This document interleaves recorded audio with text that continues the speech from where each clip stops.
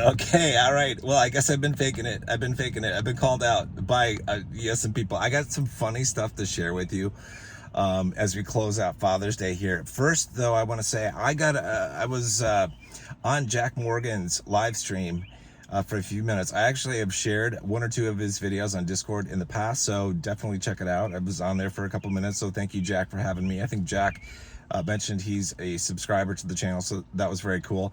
I also checked out a live stream from anyway, this guy that talks about Tesla a lot, and so I'm not a huge fan of him. I think a lot of the investment decisions he makes is not the best, but so I joined it for a little while just to see what was going on. There was a discussion that was happening, and one of the guys on his live stream is not very bright, at all. And he's like, Ethan is basically faking it. Ethan doesn't have, the place in Florida. That's not his, it's his friend's house. And he lives in his car. First of all, it's a huge insult to call my Jeep a car. Any Jeep owner that knows this is not a car. This is a fucking Jeep. Call it a Jeep. It is what it is. Okay. It's not a car. It never will be.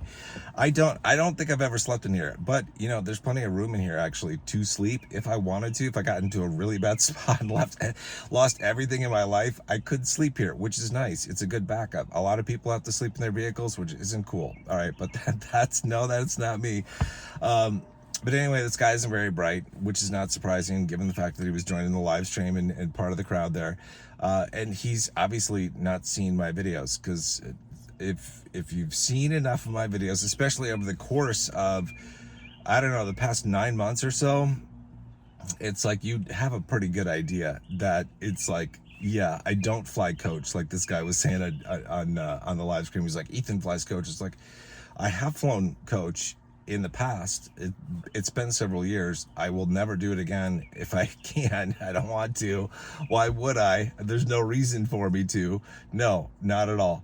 And it's like, so people people the low IQ people who just check in every once in a while and see me making a video in my Jeep, which this is one of my main filming locations, right? It is, let's be honest. But it's like, if they were paying attention over the course of many months, it's like they would notice that I've been at actually 4 different homes, 3 of which are mine, and 1 of which is a friend's. And then there's this location right here in the Jeep, which changes. Like I can move this around, and this is my 5th shooting location, which is I like this actually the best. To be honest, I do like walking outside during the summer or when I'm down in Florida, because it's really nice. So I do that. But anyway, so that's the scoop. I wanted to share a couple comments that were made on videos that I put out earlier today. I think these were both in the portfolio video that I produced. Honestly, when I release my portfolio, I usually get comments like this, so I'm like, I'll just address it again. And it's kind of funny. So one person was like, you have enough shares to basically drop the trust prices to 0 if you sell it all at once. Please don't do that. Don't worry. That would be a dumbass move on my part. I'm not going to do that, because if I were to sell it all and the price were to crash, well, I would get pennies on the dollar for my shares. It would not work out for me. And I'm looking out for me. Like, I want to make sure things work out for me. I'm not going to do that. Right. No, it's a dumb thing. That's like an amateur investor hour type thing to do. That's not me. Then somebody else made a comment like, I think it was, I don't want to misrepresent the comment exactly, but they said something like, I was going to unload my shares on all of you guys. And this has been said before, if you've seen my videos, because comments like this have been made. And it's like, I just want to reiterate once again, please, if you are smart, and I believe you are smart because you are watching my videos and you are invested in Grayscale, that puts you up there as being a smart motherfucker, in my opinion. Please do not buy my shares. I mean, feel free. I don't care who's buying them. Honestly, when things are moving, if you want to buy when I'm selling, feel free. Do it. I think it's a really dumb idea. And I think, it's like what you should do, and what you have been doing is a pretty smart thing, which is getting in early at low prices and then selling high when other people who aren't as smart come in later in the FOMO stage, and they will buy my shares, they will buy your shares, and we should be thankful for them. Like, they're not, I don't know who they are exactly, but they're everywhere in every market. They're in the crypto market, they're in the real estate market, they're in the stock market. In any asset that appreciates, the smart people always get in when prices are low and sell when they're high. And in order to do that, there has to be some dumb money who comes in later who buys the shares or buys the real estate, buys the asset, buys whatever. That's the way investing works. In investing, as in life, there are always winners and losers. Me and you were winners because we bought in early, all right? The people that buy in at the high prices, they're the losers. They could still win, like if they buy in at, say, $800 for LTCN, and then they sell it when it hits 1,000 or 1,200, then they still win. But somebody's going to lose. Somebody who buys it at 1,200 is going to be able to maybe sell it, if it drops to 800. That's just the way it is. It's the winners and losers. Winners make money, losers lose money. That's just it's that way in Grayscale, in crypto, in stocks, in real estate. That's just the way it is. I don't know who these people are, but they've been around for a very long time, and they always come in to buy the shares, and they hold on to the shares, and they don't sell. I don't know who they are, but we should be very thankful to them because we're going to make a ton of money and we're going to be able to cash out, and it's going to be good. I'm pretty sure it's going to be good. So anyway, so I just want to make this video on Father's Day, which I probably don't even have a kid according to the guy on the live stream. You guys know which stream I'm talking about, the Tesla guy, that guy, all in on Tesla, right? The most quickly depreciating asset that you could buy, all in on Tesla, that guy on his live stream. So I'm not surprised that those comments were made. They were funny as hell when I saw them, but I don't know. I could start living in my Jeep. I could actually start a channel.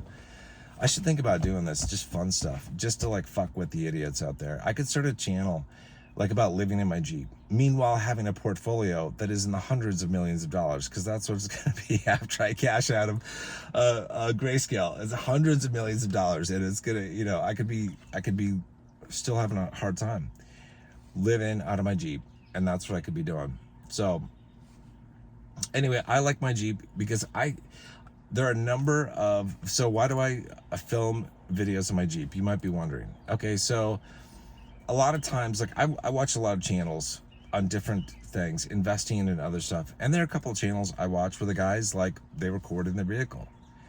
And I look at that and I go, well, that's very like down to earth. Like, I don't have a fucking studio set up. I could set up a really sweet studio with like green screens and shit and lights and all that stuff. I could, like, I don't want to do it. It's a pain in the ass. It's too much work. I don't even want to fucking edit videos. I don't even do that. Like, I don't have time. I do have time, but I don't want to take the time. Like, I'm not going to edit this fucking video. Who gives a shit? That's why I just record them on my phone. I just like start, stop, done, publish that shit. I don't run music over it. I don't throw intros, outros. I don't throw spreadsheets. Maybe I'll start doing videos where it's like I record it from my laptop. If in the future I feel a need for that, maybe. I don't know, maybe. But I feel like I can do everything I need on my phone. It gets the point across. Everybody understands the basic concepts. I don't think you guys are any dumber, just because I've made most of my videos in my Jeep.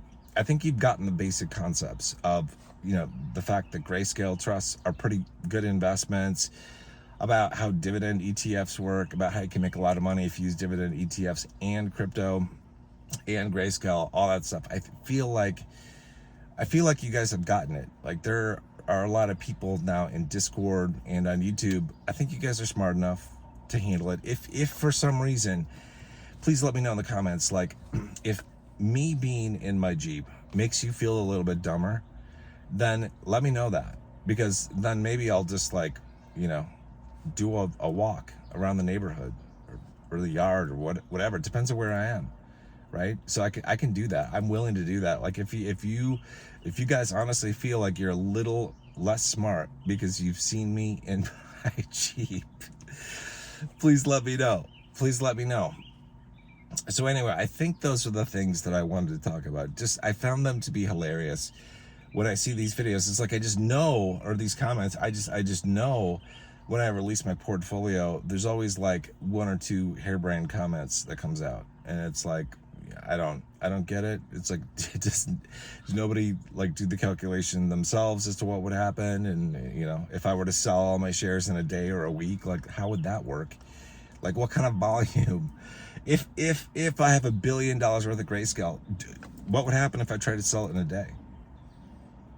The volume isn't there, right? So share prices are gonna tank tank, and it would be a really sweet deal, sweet deal for everybody else to pick up those shares at deeply discounted prices during that flash crash. I would not benefit because I've sold my shares at a fraction of what they're worth. They would not benefit me at all. It would be really super stupid. So I've got to get out in a calculated way. So does everybody else. By the way, like people have asked, I think I've shared this in the past, like I own approximately 10% of the BCHG trust and 10% of the LTCN trust. So it's a lot, but I'm just 10%. Like that's a lot for a dude in a Jeep who's homeless in a Jeep. That's a lot, but it's just 10%. What about the other 90%? Like I can control my shit, like how I sell, when I sell, and the manner I'm going to sell. I don't know what the rest of the 90% are going to do. I don't know. We're going to find out. We will find out. I'll be watching volumes. I'll be watching all that kind of stuff. I know we all will, but that's the way it is. So anyway, so I don't know. Welcome to my home. I guess this is my home. I feel sad now because I own 3 homes, but if this is where I live, this is my home. It's like, what happened to the other 3? What happened to the other 3? Other people collect vehicles. I collect homes. I'm not going to have more than 3 homes. I shouldn't say that. My intention is not to have more than 3 homes. Yeah, that's my intention. And that can always change because who knows what the hell's going to happen in the future or why I'm doing it or whatever. Who knows? But that is the intention. I might have a 4th place like in the Philippines or in the Caribbean or in Greece or someplace. Who knows? I think it's stupid to buy foreign real estate if I'm never going to be there. Yeah, I'd rather just rent it when I want to go there. But this is my opinion. Like I've said, this is the principle of if it flies, floats, or fucks, rent it. Don't buy a jet, rent one. Don't buy a yacht, rent one. Don't get married, stay single. You'll save a lot of money. And exclusions apply. The heart does what it needs to, right? So just make your own decisions in life. But those words of wisdom, that I found that I thought were very wise. Yeah. All right, so I'm gonna end it here. But yeah, that was it. I just wanted to share some funny stuff. I thought the funniest was that I don't fly private, that I do fly coach, and that I live in my car, which was highly offensive. And I'm going to use the fucking card, of society that we have today where everybody's like, they're all twisted about getting offended. I'm going to get offended about calling this vehicle a car because it's not a car. It's a Jeep. I'm a dude in a Jeep. I've always said that. Like, I'm like, this isn't financial advice. I'm just a dude in a Jeep. I've never fucking said I'm just a dude in a car. I would never mistreat my Jeep by calling her a car. I would never do that. So yeah, stand up for Jeeps. Stand up for Jeeps or whatever vehicle that you have. If you don't like your vehicle to be called a car, then fuck it. We're in the world right now where you can identify as anything and you can place as much importance on anything as you want. So, all power to the vehicle, right? The vehicle, not a car, might be SUV. This is a Jeep. This will always be my Jeep. All right, take care until I sell it and get another Jeep, not a car. Take care.